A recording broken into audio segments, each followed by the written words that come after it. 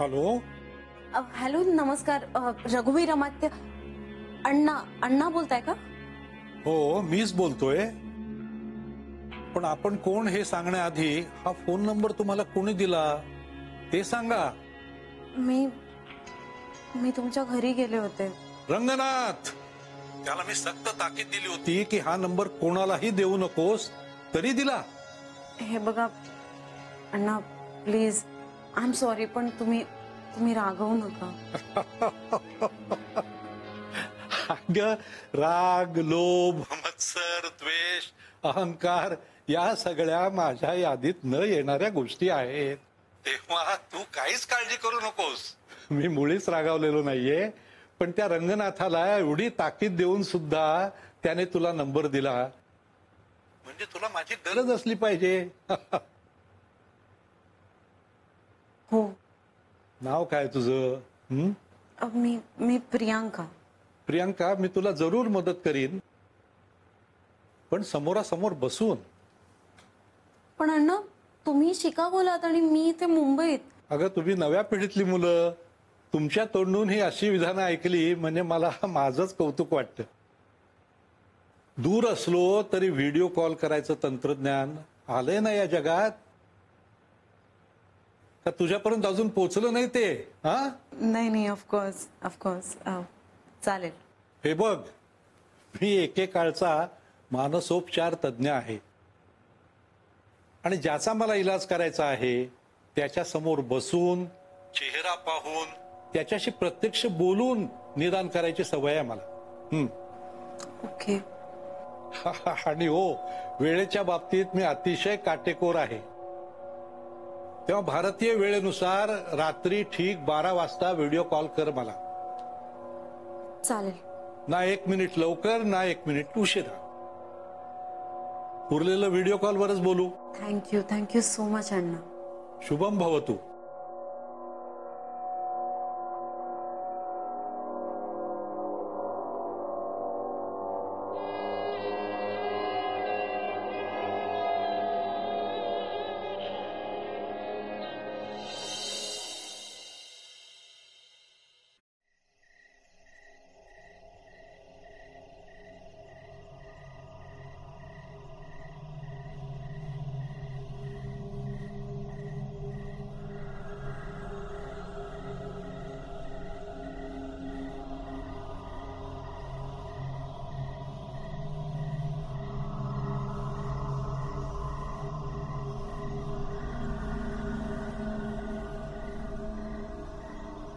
मावशी, मावशी,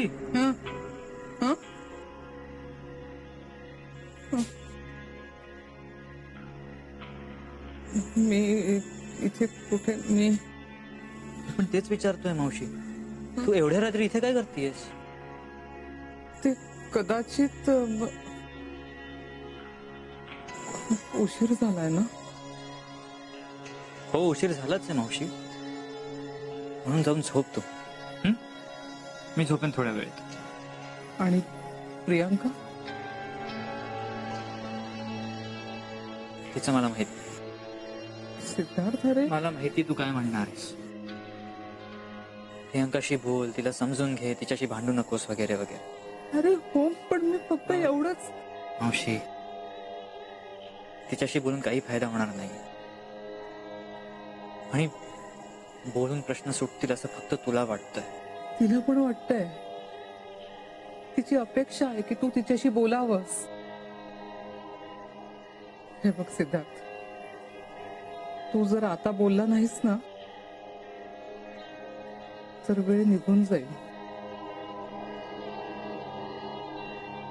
आणि वेळ खूप महत्वाची असते रे. तिला जाऊ देऊ नकोस असं. आणि एकदा का वेळ संपली की आपल्या हातात काहीच राहत नाही, काहीच नाही.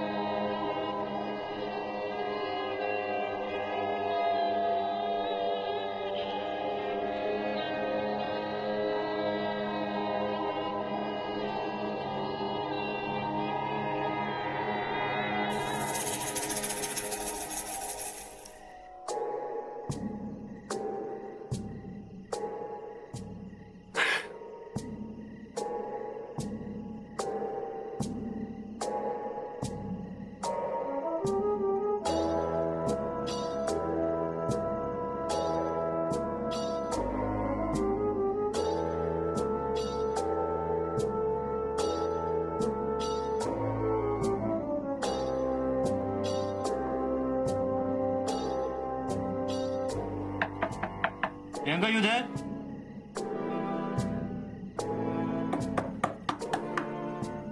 प्रियंका आत आहेस का तू? नाही हो म्हणजे माझं माझं काम चालू आहे सिद्धार्थ. अगं पण दार तरी उघडशील की नाही? Yes of course give me a moment. काय करतेस तू? एक मिनिट थांब ना मी आले.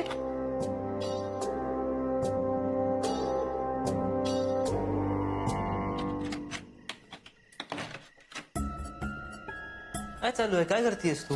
मी हो अरे मी जरा कामात आहे, थोडं अर्जंट आहे सो. No problem. तुझं काम उरक, मी थांबतो. का? का म्हणजे? अरे का म्हणजे वाजले बघ ना किती आहे. तुला झोपायचं नाहीये का उद्या सकाळी हॉस्पिटल वगैरे जाऊन झोप. प्रियंका मला बोलायचंय तुझ्याशी. आत्ता? हो, म्हणून तुला किती वेळ लागला तरी मला चालेल. हे बघ सिद्धार्थ ऐक ना, आपण उद्या बोलूया ना प्लीज प्लीज. हा काय चालू आहे? व्हॉट्स रॉंग विथ यू? तू माझ्याशी बोलत नाहीयेस, काय करतेस, कुठे जातेस, काही सांगत नाहीयेस, सतत माझ्यापासून काही ना काही लपवतीयस तू. जर तुम्हाला सांगितलं नाहीस तर मला कसं कळणार आहे काय चालू आहे ते? हे बघ सिद्धार्थ असं काहीच नाहीये अरे. आणि तुला जसं वाटतंय ना तर आपण बसून बोलूया याविषयी, हो ना, नीट छान गप्पा मारूया. पण आत्ताही ती वेळ नाहीये. प्लीज तू जा ना प्लीज. प्रियंका तुला कळतंय तू मला सरळ हकलतीयस. हो अरे म्हणजे तुला जो अर्थ लावायचा तो लाव, पण मी आता काहीच करू शकत नाही. मी तुझे सगळे गैरसमज ना नंतर रिझॉल्व्ह करेन प्लीज. पण आता नाही, ही वेळच नाहीये ती. मला खूप उशीर होतोय सिद्धार्थ. मला आता तू या रूम मध्ये नकोस, प्लीज गो.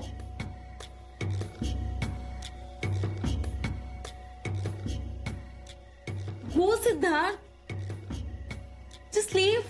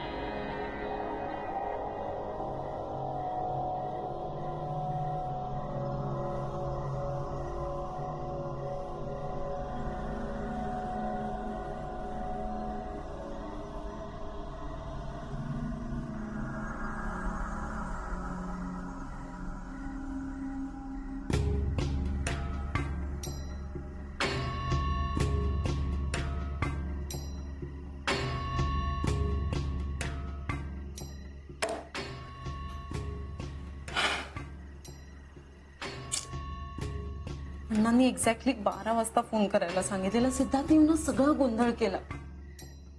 कॉलही कनेक्ट होत नाहीये त्यांना. मी मदत करायला नकार दिला तर प्लीज प्लीज प्लीज त्यांच्याशी कॉन्टॅक्ट झाला पाहिजे. काहीतरी बोलणं होऊ दे प्लीज.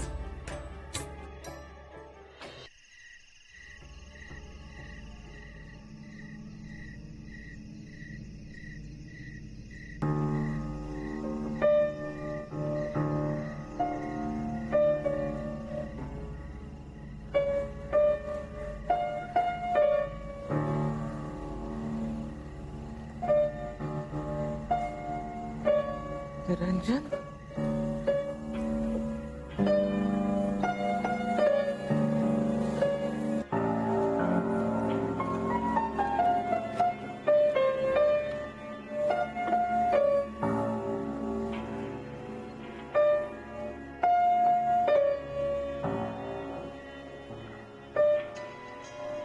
निरंजन तू आलास?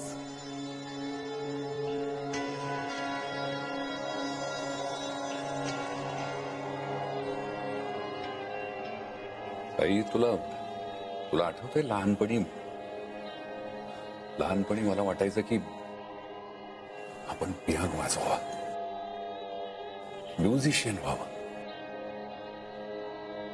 पण बाबा गेले आणि त्यानंतर ही इच्छा कधीच व्यक्त केली नाही. आणि मी हार्मोनियम शिकलो.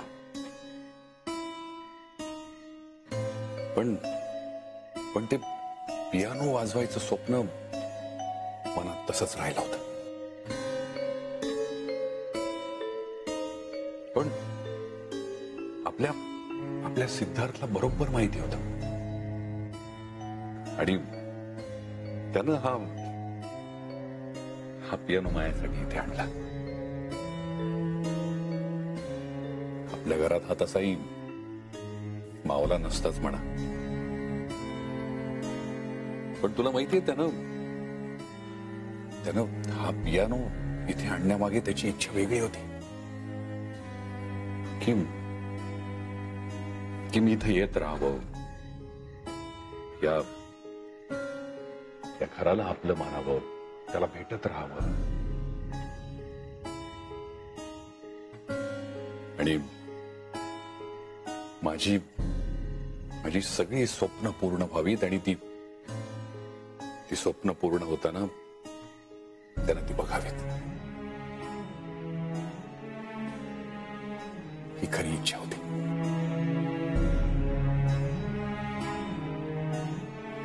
काय आई, या सगळ्या अशा गोष्टींमध्ये आपला जीव अडकतो आणि मग परत यावं लागतं. हा पियानो, सिद्धार्थ आणि तू.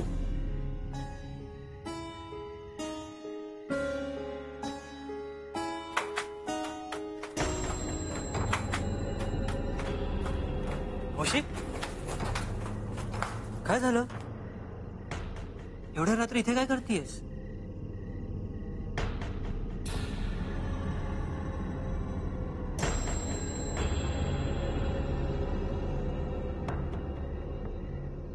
काय बघतेस मावशी? झोप लागत नाहीये का? बरं वाटतंय ना तुला? हो मी काय? पाणी पाणी हवंय तुला? पाणी हवंय? पाणी हवंय का?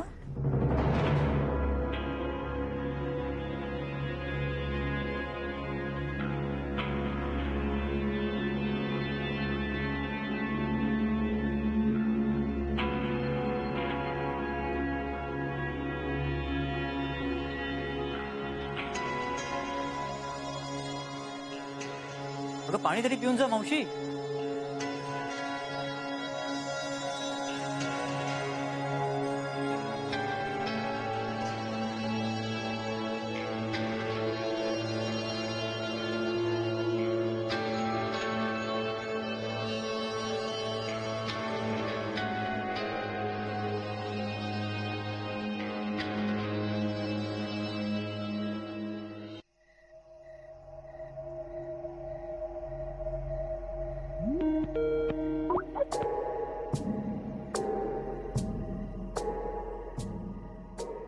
हॅलो हॅलो अण्णा.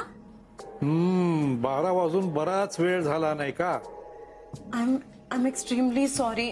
ऍक्च्युली इथे ना एक प्रॉब्लेम झाला होता. हा प्रॉब्लेम आहे म्हणूनच तू माझ्याकडे आली आहेस प्रियांका. प्रॉब्लेम असणारच.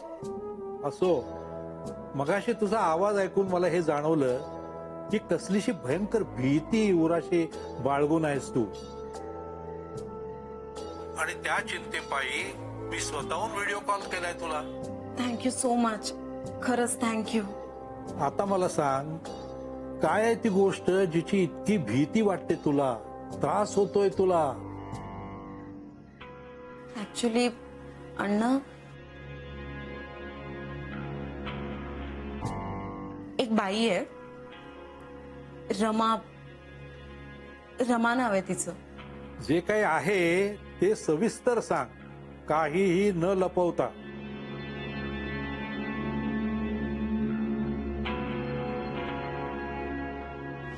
म्हणजे निरंजन दादाला असं वाटतंय की रमा ही मंगलवहिनी आहे.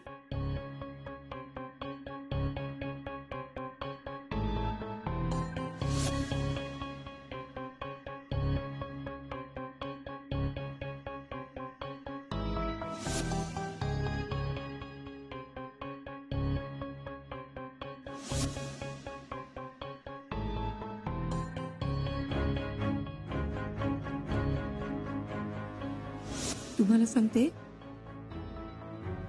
ती बाई सरळ नाहीये. बाहेर काढा तिला.